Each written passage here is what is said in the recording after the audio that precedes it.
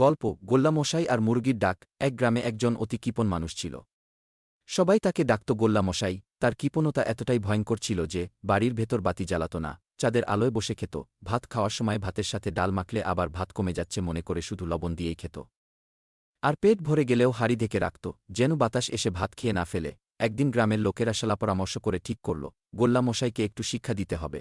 তারা প্ল্যান করল মুরগির ডাকের কারসাজি।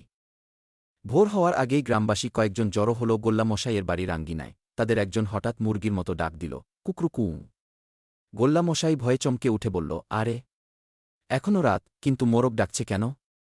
হয়তো সকাল হয়ে গেছে। এখন না খেলে আবার খাবার নষ্ট হয়ে যাবে। তিনি দৌড়ে রান্নাঘরে গিয়ে ভাত বের করে খেলেন। কিছুক্ষণ পর আবার গ্রামের লোকজন আরেকবার ডাক দিল, কুকরু কুঁ। গোল্লামশাই আবার ঘাবড়ে গিয়ে ভাবল, আরে বাপরে, এই তো ভোরে খেয়েছিলাম, আবার কি সকাল হয়ে গেল? আবার ভাত খেতে বসে গেলেন। এইভাবে গ্রামের লোকজন রাতভর ৭-৮ বার মুরগির ডাক দিল। আর গোল্লামশাই প্রতিবারই ভেবে বসল, সকাল হয়ে গেছে, আবার খাবার নষ্ট হবে, তার চেয়ে খেয়ে নেই।